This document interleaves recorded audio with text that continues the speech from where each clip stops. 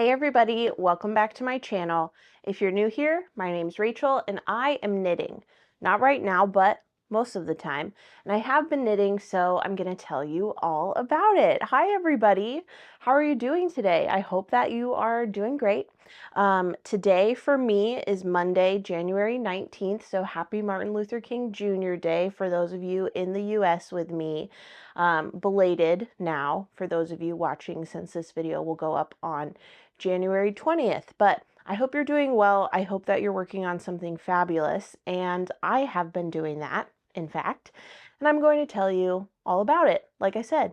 So let's dive right in and get into project updates. Did I tell you what this video is yet? I don't think so. It's episode 70 of my weekly podcast, which, as you know, or if you're new here, you don't know yet, most of the time it's weekly, but sometimes, I just follow the face of the earth, and that's just how it is. But today is episode 70.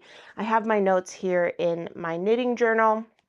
I'm trying to fill up all the pages in this book before I move on, and I think that actually no, I just flipped to a section that is a lot of blank pages, so scratch that from the record. I'm not close to filling this up, but I do plan to fill up every page before I start a new journal. I feel like that is the responsible thing to do.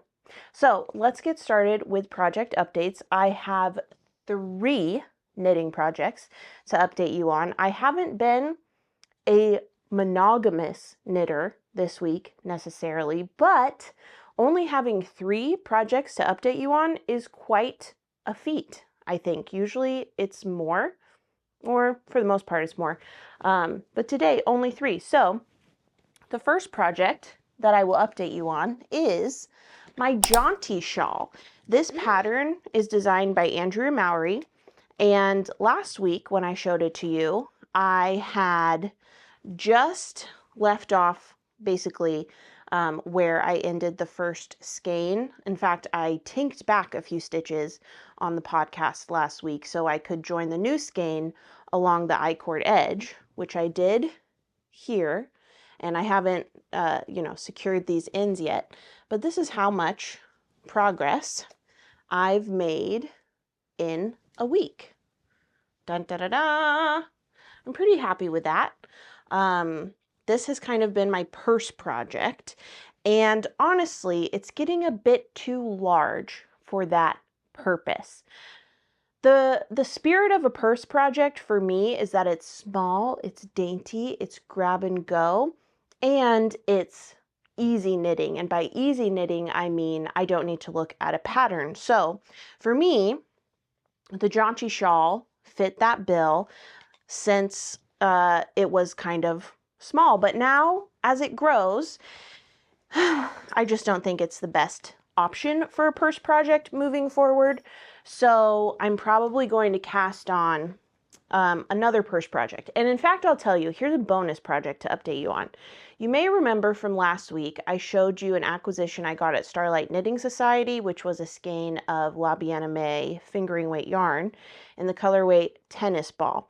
It's a very vibrant skein of yarn. And DJ picked it out for me to make him a hat.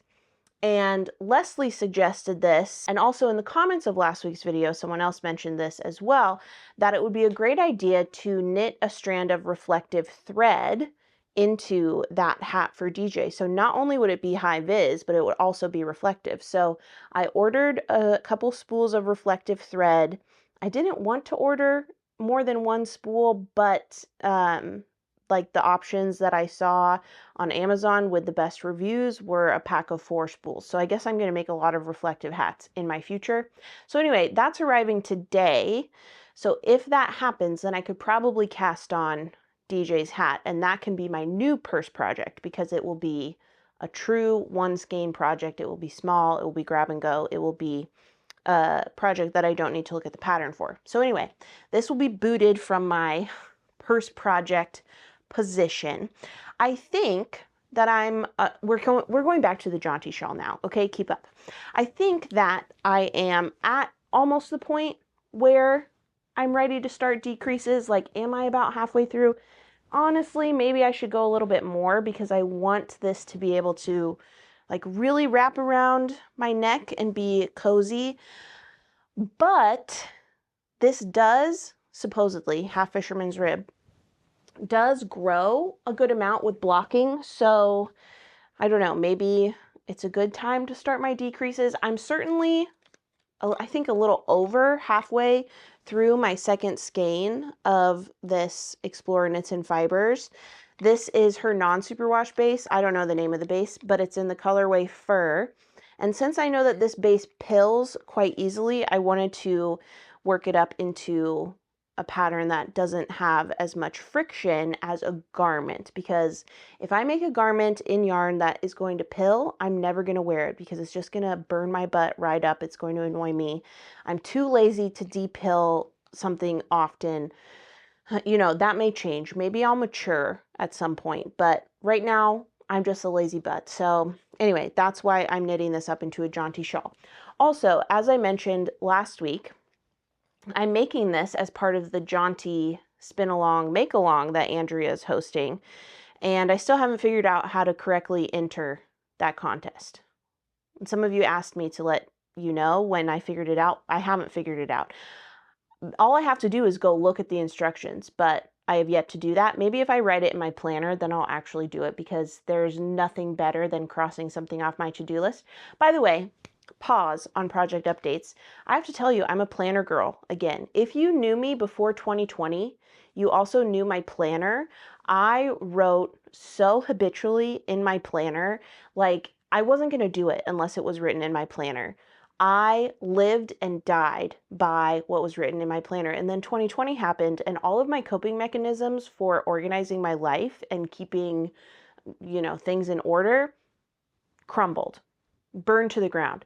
And on top of that, finishing the PhD really messed with my mind and my heart and my soul and my body, and everything about my essence was tarnished by the PhD. So now in 2026, I am using a planner again. It's only been a few weeks, so you know, I don't want to jump the gun here, but it's been a huge success.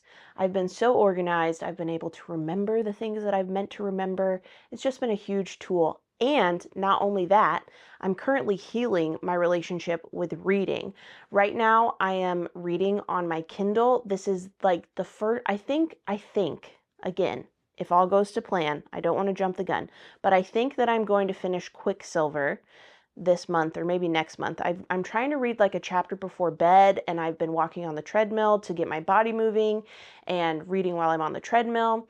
And this will be, I'm pretty sure, if I finish this book, only the second book that I have read with my eyes since I finished the PhD, which was 3 years ago. So it's taken a long time for me to heal my journey with reading, or heal my relationship with reading. Like, if you go from reading 3 or 4 novels a week for work and writing on them and talking about them, and like that's what you do for your job, it takes a minute to heal your relationship with reading. So anyway, that's a process that I'm going through right now, and I'm really enjoying it. I didn't think I would be a Kindle girl. I really didn't, but I'm just loving having a Kindle. I'm loving it. Loving it. So, Anna, if you're watching this, I made it. I did it. I'm a Kindle girl. Okay, so Anna's my sister, and she reads on the Kindle all the time. She's a voracious reader. It's incredible. Anyway, my jaunty shawl. Here's the progress. I will either finish this cake and then start decreasing, but a 4 skein shawl? Is that crazy? I shouldn't say crazy. Is that outlandish? Maybe, but I don't know. I'll decide. I'll leave it with my heart for a little bit, and then I'll listen to it later, and it will tell me what it wants to do. So there you have it, the update on the first out of 3 projects, the Jaunty Shawl by Andrea Mowry. The second project I don't have to show you in my hand because it's right over here on the ground, and it's my Midland cardigan.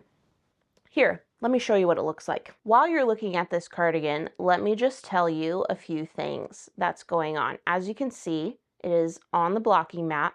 It is semi-pinned out, not totally pinned out. And I have to say, as you may remember from last week's podcast, I was a little bit nervous about the fit of this. In fact, let's come back to me. So I was a little bit nervous about the fit of the Midland cardigan. I didn't know if it would be large enough. However, after I took it out of the blocking bath and after I ran it through the spin cycle, it was a little wider than the measurements I wanted. I wanted to be 56 3/4 inches, which meant it was needing to be a little bit over 28 inches, you know, because that's half of 56, whatever. So it was like maybe 60 inches or so. And this is interesting, the Midland, when you're blocking it out, because the waist circumference is smaller than the bust circumference. So you want to keep that in mind when you're blocking it out. And so I did that and was so pleasantly surprised that I really didn't have to stretch it necessarily, not aggressively at all, just kind of get everything where it needed to be and distribute the fabric where it needed to go and pin it out. So it is drying. In fact, it's probably dry right now, but, and I'll put you back over to look at the Midland, I'm going to leave it here on the blocking mats for a little bit longer, maybe a couple more days. I don't know. We'll see how I feel, because I want it to really, really solidify to these measurements. I don't want it to spring back and cinch up and end up with a garment that's too small. It may end up doing that in the end anyway, I don't know, but I want to give it the best chance it has to stay at these measurements. So now come back to me. Hello again. Let me explain what the next steps are on the Midland. When you were seeing it on the blocking mats, you may have noticed, in fact, let me just put a picture up so you can see it as I yap to you. You may have noticed that it's not seamed. You can most see this with the sleeves. It's not seamed. So it's recommended before you seam fabric that you block it so the fabric relaxes, the stitches bloom, everything is where it's going to be. Because if you seam it before you block it, you run the risk of puckered fabric or pulling too tight or having it be too loose. So you really want to seam after things are blocked. So this pattern is very interesting in that I am currently blocking it for the first time, as you've seen. After I unpin it in a day or two, I will seam the sleeves and the sides, and then, or no, yes, that's what I'll do next. And then I will pick up stitches along the bottom and add the ribbed hem. And then I will pick up stitches along the sides and neck and knit the double knit button band. Then, you thought I was done with my to-do list, but I'm not. Then, after I finished the seaming, the hem, and the button band, I will block it for a second time so the hem and the button band also get the benefit of a wet block. So that is the status of the Midland cardigan.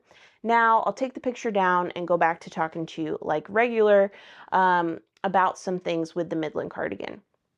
You may remember my goal for 2026, and if you don't, or if you're new here, it's to give less flip-flap and farts. Basically, that means I am focusing on the joy of making, the fun that I have with the process and the product, and I'm trying to create as much of a low stress making environment and mentality as I can in 2026. I don't want to be stressed out by the hobby I do for enjoyment. Hello, that is not my goal, okay?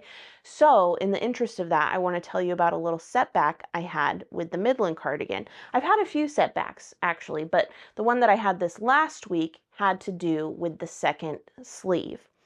On the sleeve, there are decreases throughout.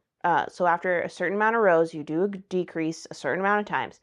And I realized at a certain point that I had missed a decrease like 16 rows back.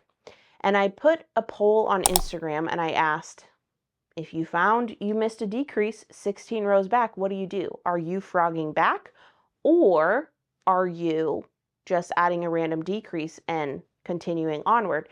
The vast majority of respondents said they were just going to add a random decrease and move forward. And I was about to do that. In fact, I got messages from people saying, who is ripping back 16 rows? That's ridiculous. And I thought, ha ha ha. I'm someone who rips back 16 rows. So that's what I did. I just figured out it would bother me. And I thought, I was really philosophical about my goal of no farts.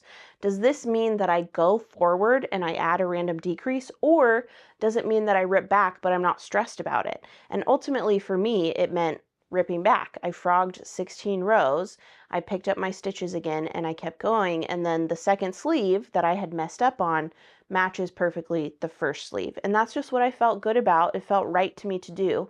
I wasn't mad about it. I wasn't stressed about it. I wasn't sad about it. I just kind of decided it was part of the process, and I was, in the process. So that's just something I had to do. And it wasn't a thorn in my side at all.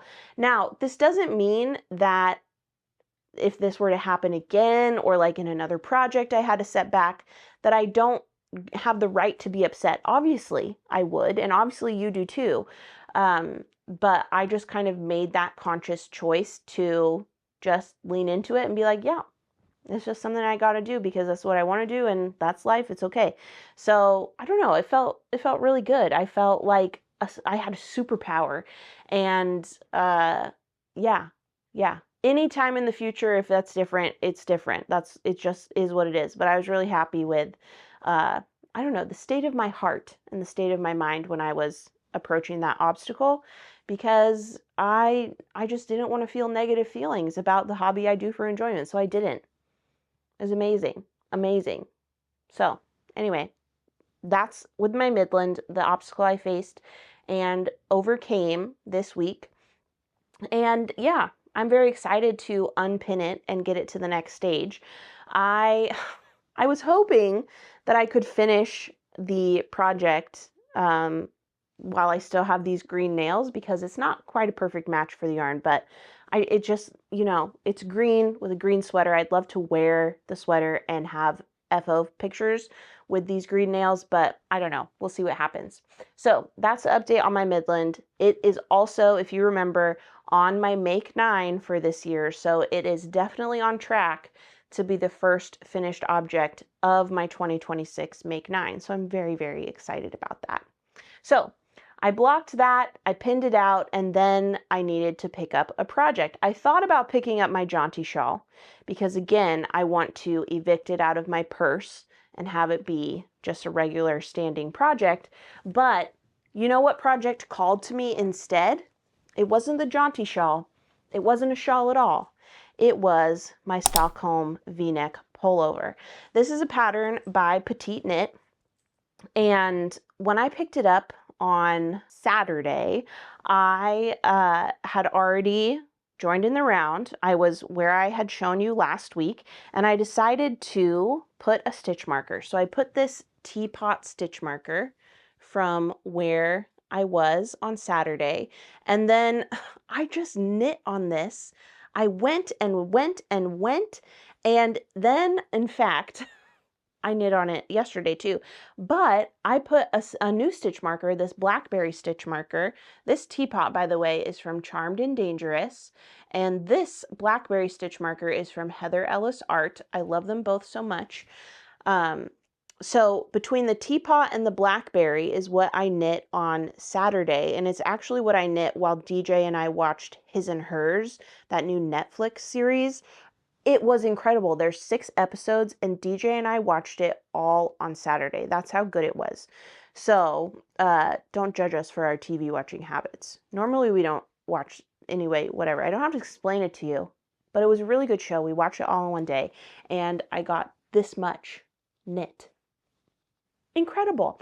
Then Sunday came, and I put a new stitch marker, the blackberry, and this is how much I've knit since I did that. So, oh my goodness, can I show you what I want to show you? Here, this would be way easier.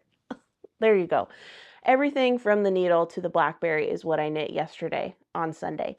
So I'm just flying with this. I'm making really good progress, and hey, as a treat, let me show you what this looks like on my body.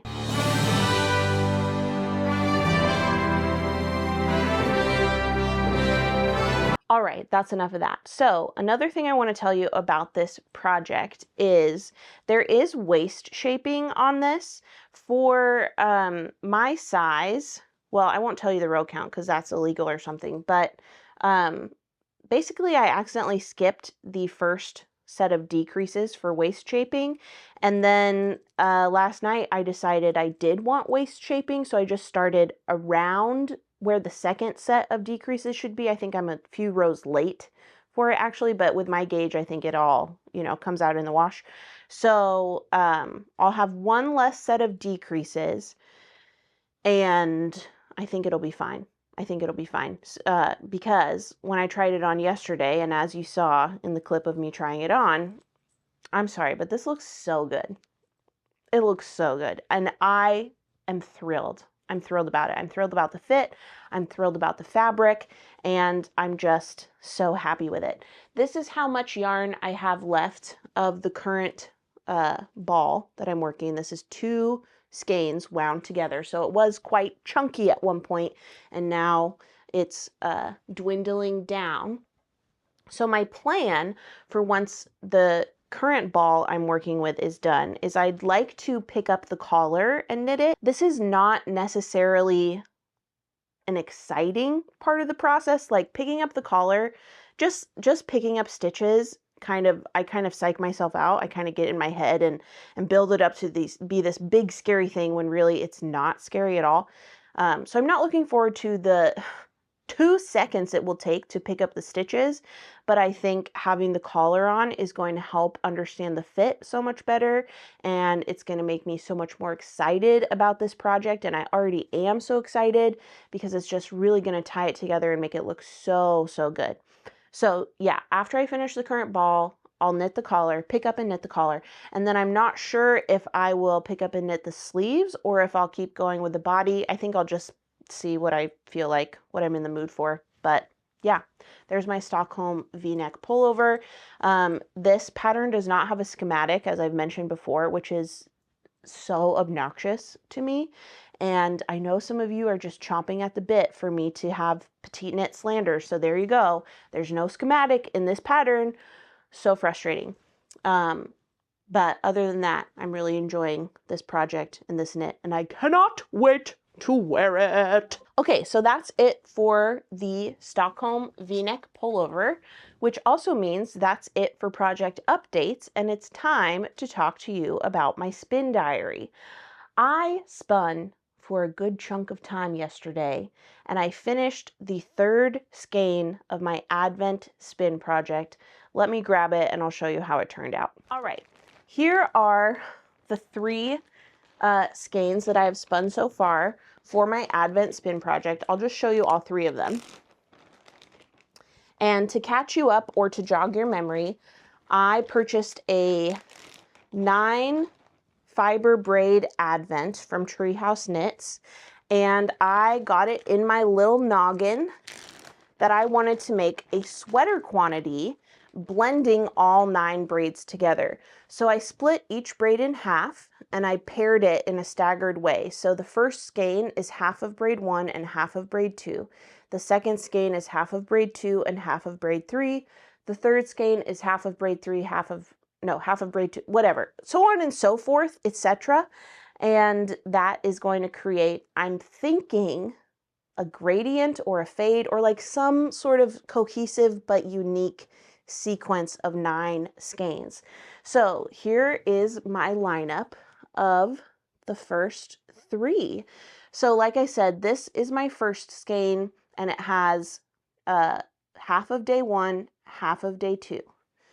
My second skein has half of day 2, half of day 3, and my third skein has half of day 3, half of day 4.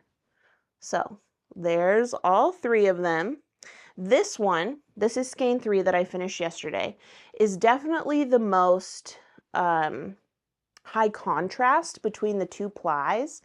At some points it's barber poling, at some points it's like a nice subtle marl, but yeah, definitely the most high contrast.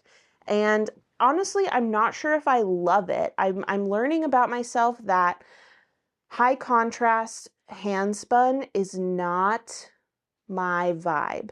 And this definitely is like on the border. Like there are some sections that are really low contrast. Like you see here with the 2 plies, that's that brown, nice and low contrast. But then whenever you have the white and like this dark here, that's quite high contrast. So it's kind of a give and take with this skein. But again, if you remember when I went over my plans for this, I'm not trying to do color management. I'm not trying to control the situation. I just want the yarn to be what it's going to be. And it's just going to be a fun spin, fun knit eventually when I knit it up into a sweater. And it's none of my business how it ends up. I'm just going to spin it up and that's how it's going to be. So yeah, it's a fun adventure. I'm definitely looking forward to future braids. I know that the pairing for my 4th skein, I'm probably not going to like because it's a lot of, well, here's the thing. Fiber is so interesting because you can look at a braid of fiber and think you know what it will look like spun up, but you really have no idea because it's really anyone's guess. It's so many different options. But I have a feeling it's not going to be my favorite because there's a lot of bright contrasting colors. So yeah, I don't know. We'll see. But at any rate, those are the first 3 braids, which equate to 4 different colors. Am I thinking of this correctly? 1 and 2, 2 and 3, 3 and 4. Yes, 4 different colors. So I'm not going to spin today just because I had quite a long spin session yesterday. I spun half of this single and then I plied it both yesterday, and I'm spinning fairly thin, so it's quite a time-consuming process, which means I'm doing a repetitive motion a lot in my spinning. So not going to spin again today. I'm going to give my wrist a break, but I am going to knit because I can't stay away. And I want to at least get a good chunk of that remaining ball done for my Stockholm. I feel like I could finish that today. I could knit through this today, don't you think? I don't know. We'll see. I will have some dedicated knitting time tonight because tonight is the National Football Championship and the University of Miami is playing in the national championship, and that is our team.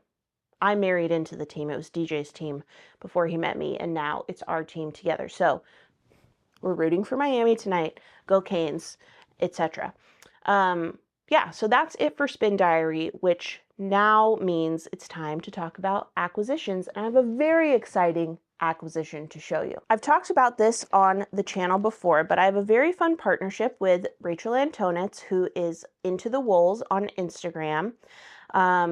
When I go somewhere, like Ireland or Scotland or wherever I travel, I get her souvenir yarn. And when she travels somewhere, usually New Zealand, well, it's only ever been New Zealand thus far, because she goes there for work and her research, she gets me souvenir yarn. And I have to say, I'm blown away by the package she sent me, and it has shown me I need to step my game up for when I go to Scotland and Shetland and Ireland in April and May, because she got me some incredible things. First of all, fiber. This is from Ashford, which is a New Zealand spinning supply and weaving, etc. company. So this is merino and silk sliver. So it's 80% New Zealand merino and 20% silk in this beautiful, beautiful colorway. There's blues and greens and purples and white. I'm guessing the white is the silk. This is going to be so fun to spin up, and it's going to be just gorgeous, gorgeous yarn. So straight from Ashford, this beautiful fiber. And then Rachel also sent me these beautiful little cakes of, Aspen 4-ply Polworth wool grown at Starcrest Farm, Oxford, New Zealand. So these are 50-gram skeins and woolen spun, which is super exciting. I've been wanting to try woolen spun. I think maybe I have, but I don't know if I was consciously aware that I was trying it. I don't know. I have to think more carefully about that. But I'm not sure if I've knit with woolen spun before. But anyway, these are in the shade Emerald.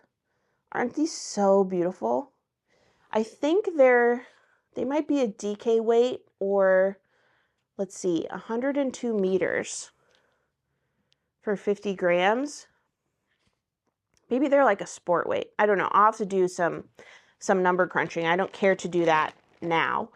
But yeah, such a thoughtful gift, but there was more to it. And yes, I'm putting all of my yarn and fiber, for the most part, in bags now. It's just my practice. Everything that's not on the yarn wall is going to be in bags.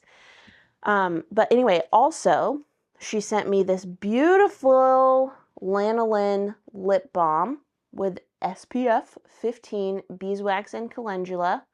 Very excited about that. My lips are very chapped right now, by the way, but I haven't opened this up because I wanted to show you first. And then she also sent me New Zealand chocolate, Wellington roasted coffee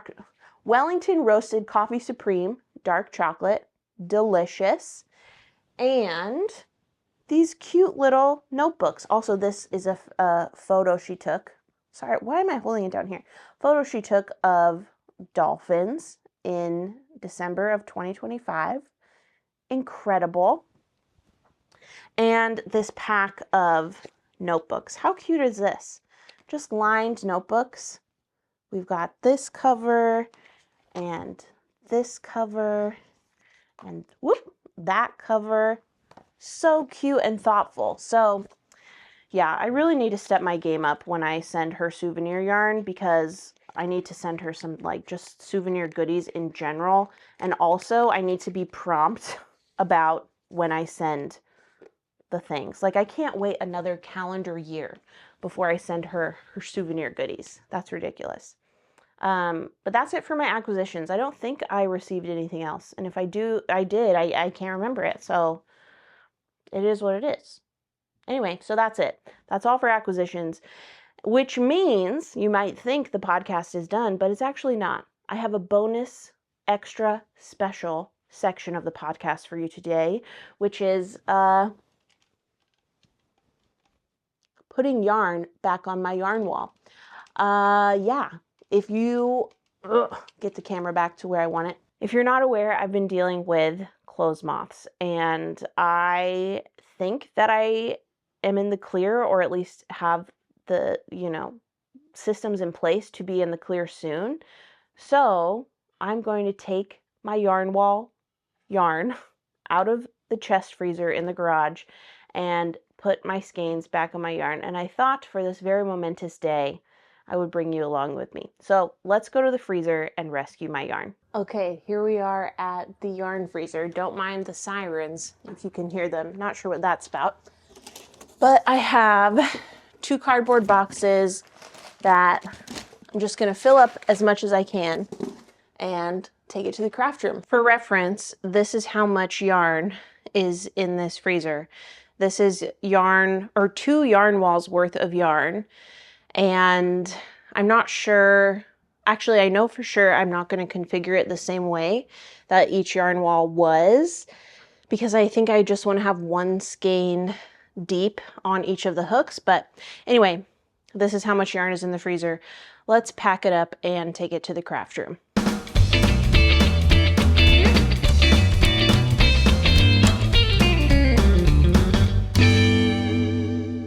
Okay, hello from the floor.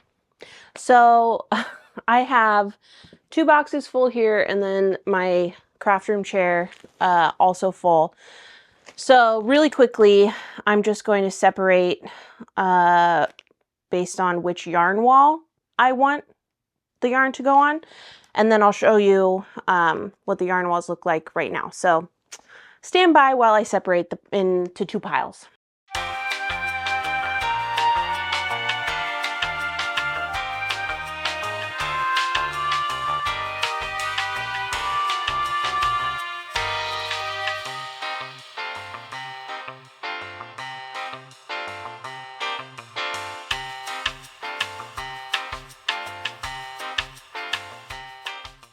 Okay, I have these mostly separated into two piles, not perfectly. There's some mixing and matching. That book is just gonna lean over, it's whatever. So this pile is for the yarn wall above me, and that pile is for the yarn wall over on that wall. But like I told you earlier, I only want, I think, one skein per hook on each wall, which is a significant decrease from the yarn I had before. I had 2 skeins on each hook, sometimes 3. But I just think for like yarn management and airflow and surveillance of pest problems and their potential recurrence, I want to keep it to be 1 skein only per hook. So what that means is a lot of this yarn will not fit back on the yarn walls, which is fine. But I just need to be a little bit judicious with what I choose to put back on the yarn wall versus what will not be returning to the yarn wall. So let me show you what the yarn walls look like. Okay, here's what the first yarn wall looks like. As you can see, there's already some yarn up here. This was not originally on the yarn wall, but it's yarn that I acquired at some point during this madness. So this is Portal of the Gods on a cotton linen merino blend from Treehouse Knits that I got as part of the Moana pre-order. And this yarn wall kind of functions as like my purple inspiration yarn wall, so I thought it would fit to have those skeins up there. And then over here, I have my second yarn wall, and this is not color specific. It is the yarn wall where I have kept my hand spun, so you can see I have 2 skeins restored to the wall right now.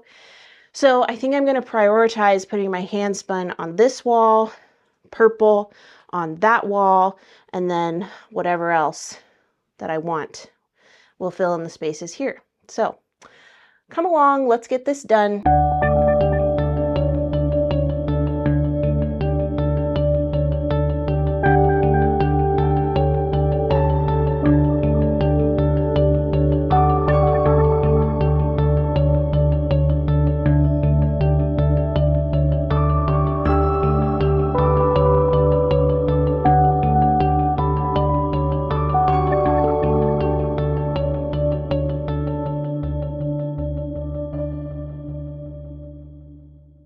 Okay, I am pretty happy with this new setup.